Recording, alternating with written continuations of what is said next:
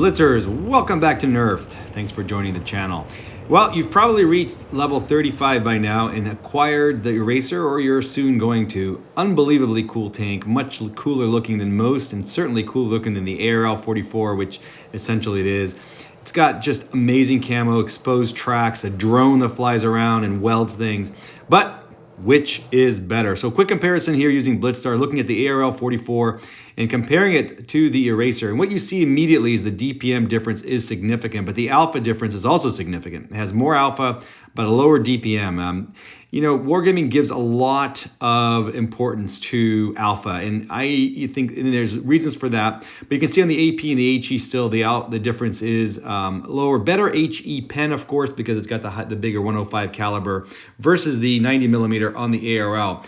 Aim time's the same, which is good. Dispersion is worse, and dispersion for the ARL44 is not great to begin with. But they both have -10, slightly better power to weight. I'd say that's very, very slightly different. I don't notice much. I haven't noticed much playing them.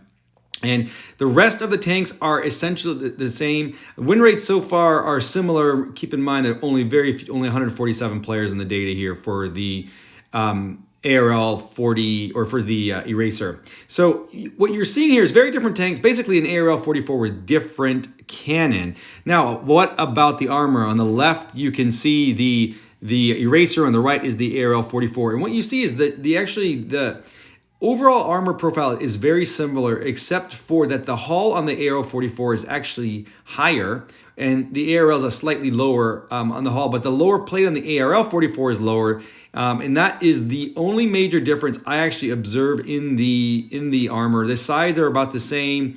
Both of these tanks, when angled, their front armor is very strong. What is nice is that the upper plate for the Eraser is very strong and should be able to withstand hits from most tier 7s as well. So we are here at Lost Temple, and we are observing a great game from Caps Locker. We got two games for you today. Both are masteries of the Eraser, and the first is Caps, and Caps quickly jumps into the left side of Lost Temple, the C side of Lost Temple.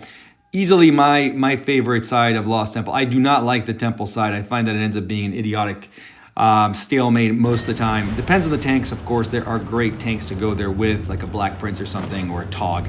However, in the Eraser is actually a great example. So he's playing against tier 5, so Caps can afford to be pretty aggressive here. Most of these tanks really can't touch him on almost any variety. And what you'll immediately observe is the difference in the alpha, where the ARL44 benefits from, it's got a terrific, the top gun, the tier 8 gun on the ARL44 just slices through everything. But it's not a clearing tank because the alpha is lower, it rolls 225. So oftentimes I'm the one hitting them with 2 shots to clear them. But the Eraser erases, I guess that's probably the name. And it just does a lot of damage. And I think you'll see when you play with the tank that is an advantage, especially when you have a relatively mobile tank, and you have a -10 gun depression. So there's Caps peeking over, using the gun depression, just exposes basically his hull, his lower plate is covered, and pops that JGPZ. Very dangerous tank. And there is another one. You're noticing there on the right-hand side is another Eraser that Caps is going to go face. And I think, again, one difference maybe with the upper plate of this tank is that in the right position, it could be stronger than the traditional ARL because of the upper plate being so strong that angled and kind of like this, it should withstand it. So, however, as you can see there with APCR, the Eraser can shoot an Eraser, right? So it's not that strong. Of course, the angles here all matter, and you'll see in the game, keep an eye on it. There is the turret. The ARL turret's a tricky turret. Facing dead on to someone, you do have a small area you can shoot. But the other Eraser that Caps is facing turned his turret, which made it a very easy target, and Caps nailed him. Caps is going to try to get some shots here on these. Right now it's a 4-on-3. They're down by points. It's 755 now, 760 to 650. So Caps does have to do something here. He does have to push, and he has the hit points to do it. He draws the Eraser in. Right now it's 840 versus 630. So things are getting a little bit hectic, but it's 3-on-3. And there is when Caps goes. Now you notice that when on the same playing ground, he could not have shot the hull of the Eraser, which was be tricky. So he couldn't have just gone up and shot him straight in the hull. So facing this tank, I think many tanks are going to struggle with a level ground. There is an ARL44. Caps hit for 333. That's very helpful there, even though he's playing with an absolute idiot in a T-37. That T-37 should have been able to clear the ARL44. Of course, this guy is a bot. He's not going to do it. Now, notice the front of the ARL he could do with APCR very easily, and with AP, I think he could have as well. He chose not to, chose to take the safe route, which is the appropriate way. Already 2,400 damage. Now, you still realize they are down by points, and Cap's biggest fear here is that this T-37 is going to die, because once they get to 950, all that Church has to do is kill the T-37 and it's game over. And I think Caps was very nervous about that. He tried to get the guy to stay back. It's an Excelsior, by the way.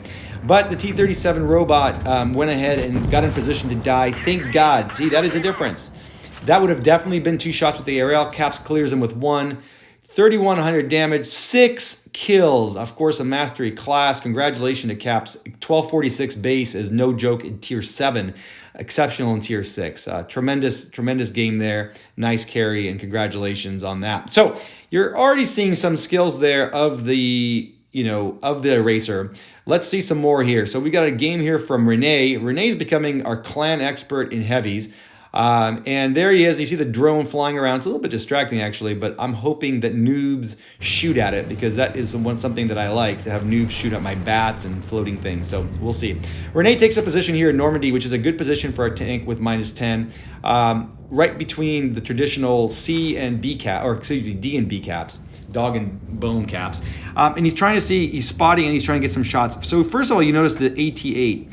You know, this tank is not going to easily shoot an AT-8. The dispersion and aim time are so bad, and the pen is not an ARL, where I think an ARL44, you could sit there and light up his little hatch all day long, but even with APCR, there's just not much going through there. Rene does try a couple of shots. Unfortunately, he's unsuccessful and goes to find another target. He's got a VK36. Also not an easy target for any tank, even tier 7. So he keeps trying to find soft targets there. Of course, he has an easy 8 run into him. Why not? But Rene here took a couple of good hits, and he's trying to find, some targets that he can work with. His team is really far back in their, more or less in their spawn. He's got 2 heavies in the spawn. He's got a TD in the corner, a TD behind him. Really just sitting back. Now, what this will work for Rene is it'll give him a lot of damage if he can pull this off, and that's what we're here to see. He's trying to shoot this P43 in the tracks. Unfortunately, I mean, and this just shows you, this tank, just like the ARL, frankly, is not a tank that you can get a lot of great shots with. It's got movement issues on the dispersion, and it's got just generally relatively not very high, just higher dispersion. Not a KV2 or anything, but it's not great. So again, Rene tries to get a shot there and finally does 239 with APCR into the AT-8. But right now it is a 5 against 6. And you can see these guys are just pushing his teammates who are still in spawn for unknown reason. There we got a max roll of 388. That's a beautiful thing. I mean, honestly, in tier 6 to be able to roll a 388 against another tier 6, that is a game changer. And you can see how quickly this JGPZ, which is a very dangerous tank, has gone down thanks to the big alpha of the Eraser. Rene can't get him yet, so he is trying to figure out what he can do here. It's still 5 on 6, and that VK36 keeps pushing. So Rene is doing the right thing. Again, his team is still behind him, essentially in spawn, which is strangely enough working for him, because this is not supremacy. He would have lost this in a supremacy battle. But he's pushing their team forward and allowing Rene to just kind of pick these guys apart, and that does work. He's only got 407 hit points. That's one thing I point out. Rene did this with very low hit points. He bled early, but then he was able to conserve this. And there again is the SU-100Y trying to go behind around Rene. Rene pops him to 348. That's nearly clears him.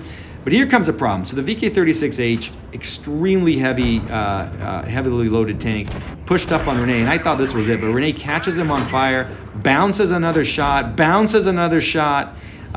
just kind of, that's just the way it is. I don't think this tank is going to bounce that many shots for you, and the VK36 gets cleared. This tank will bounce shots. Its front hull is fantastic, and even its lower plate is good enough, especially angled. It's going to bounce a lot of shots, but I wouldn't count on that many shots bouncing. If you try to play this like a VK36, I think you're going to get smashed. So hits the MT25.